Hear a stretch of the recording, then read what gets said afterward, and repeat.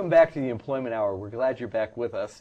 I'm Paul Kutylo once again, and this is Jeff Williams, also a co-host many times. We're here talking with him, and also with Mohammed Faheem, the gentleman who has had the great insight to begin this entire Employment Hour thing. We're having a little bit of a roundhouse here, and we were talking a little bit over the break about cover letters, right? What do we think about cover letters? Well, cover letters have to be sent no matter what. Even if they ask you to send a cover letter or not, include a cover letter. It personalizes your approach because you're addressing the cover letter to the person who is doing the hiring or to the hiring manager. I mean, to the human resource manager. Good point. Now, do you write a whole essay in a cover letter? It should not be more than 2 to 3 paragraphs. 3 paragraphs at the most, about 4 lines to a paragraph. What you're going to do is, first paragraph, you're going to start off by referring to the way you found out about the job, like, you know, whether it was an ad in the newspaper, or it was posted on the internet, or you came to know about it from somebody, or somebody told, you know. You specify that in the first paragraph. You know, dear Mr. So-and-so, and then you start the first paragraph. Second paragraph, try to put in some of the jargon that was put in the job posting. Wise move. Okay. Yeah, some of the jargon, and don't just cut and paste from the job posting.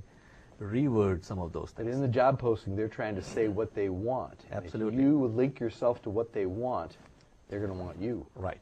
And in the third paragraph, ended up by saying, asking for an interview, asking to get in front of that person. So that is where the cover letter comes in very useful, compared to just sending a resume where you cannot really personalize it to the person, and you cannot ask for the interview. So it gives you more of a, more of a chance of standing out in front compared to the other people who are just sending in resumes. This is true. And I've heard many times a cover letter has to link the resume to that particular job, and it has to pretty well nail it, that you're the one whose capacities and whose abilities can really do that particular job. Absolutely. See, why is let's think back for a second. Why is this job opening there in the first place? The job opening is there because the employer has to find somebody to fill that spot in order to provide service to the employer's constituency, which could, their customers or whoever they are. Because if their customers are calling in and the employer here is short of one customer service rep, and the others have to put a customer on hold for half an hour, that customer is going to go to someone else. Mm-hmm. I know one of the things that you come back to many times, and is very brilliant, is the way that the employer goes about getting someone for the job, and how the potential employee goes about finding a job, and how diverse those are. Well, there goes the rest of our time on this segment, because we are not going to get into the interviewing. We can do that later, but very important. I'm glad you brought that up. The way people are searching for jobs now is diametrically opposite to the way an employer is searching for an employee. Let's look at a typical scenario. What happens when there's a vacancy in an organization, Jeff? I mean, what's the first thing that the employer would do? Well, I know what I would do, and that is I'd see if we didn't have somebody inside the organization. Absolutely. So that's the first step that the employer is taking. Mm-hmm. The second thing that they would do is probably talk to their employees and see, hey, do you know somebody that you could refer to this job who could be a good fit in our organization? And most companies have a bonus kind of thing. So if you refer somebody and that somebody is hired. And that does work for them too. It really does work. Now, why is the employer doing that? Because it is costing him less money. If he was to put an ad in the newspaper or on one of the commercial job boards, it could be anywhere from $50 to $500 and up. So the employer would rather give $100 to somebody working in the company to refer someone else for a job.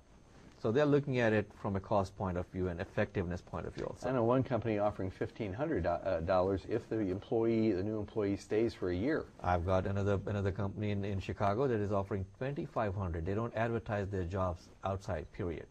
Right. Okay. All word of mouth. So those are the two things. And then the third thing that the employers are doing now is based on what you said and the research that I have read.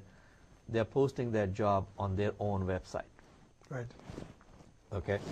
Now the fourth thing that an employer would do would probably go talk to an employment agency or come to us at the estate and WorkNet and see, hey, can you find me an employee? Right. So that's the fourth thing. The fifth thing that the employer would do would probably post that after nothing works on one of these commercial job databases, okay, that you see .com this and .com that. The fifth and the sixth thing that the employer would do would probably put an ad in a newspaper.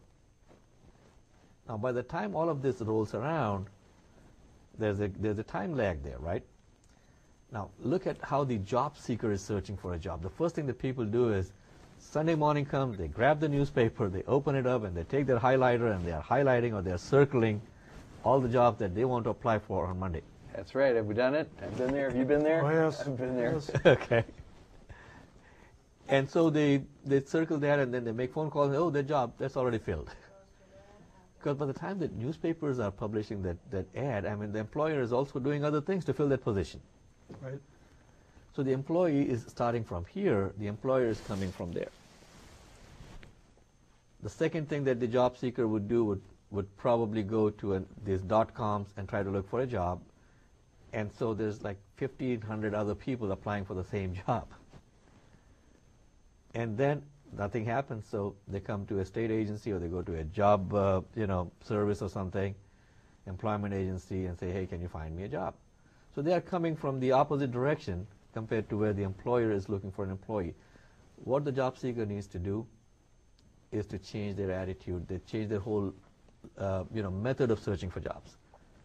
First find out, what do you want to do? I mean, what turns you on? What do you love to do? What do you love to do? I mean, which industry, which company do you want to get into? Whether you want to get into a big company, whether you want to get into a small company, medium company, what kind of business should that company be in? First, do some soul searching. Write down those things, and then start looking for companies in that business. And we discussed this in the last show as how you can use Google as a very good search engine for finding out companies in specific fields. Say you want to work in a pharmaceutical company. You put in your zip code, 60005 in the case of our office, and then put the plus sign, and then say pharmaceutical companies. That's all you do. Click enter. Google comes back and gives you a whole list of answers and replies on that.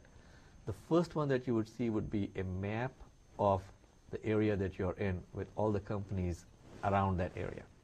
Okay, we're coming short on time, so we need to kind of complete what you're talking. So basically that's what you do to search for the jobs, and then make sure that, coming back to the resume is written well, there are no typos, no mistakes in it, and don't fluff your resume, you're going to get caught. And Okay. make sure that the hiring manager gets a copy of your resume somehow. So your chances would go up dramatically of finding a job. Well, I think what it comes down to is that it's a career strategy process rather than just a job search. Absolutely. I mean, most people take the only job they can find rather than thinking about what I want to do in my life and who does that kind of work. Okay, and thank you all for being with us. Gentlemen, this is very exciting. We want to keep going. We have to stop now. Thank you all for listening. This has been the Employment Hour. Thank you.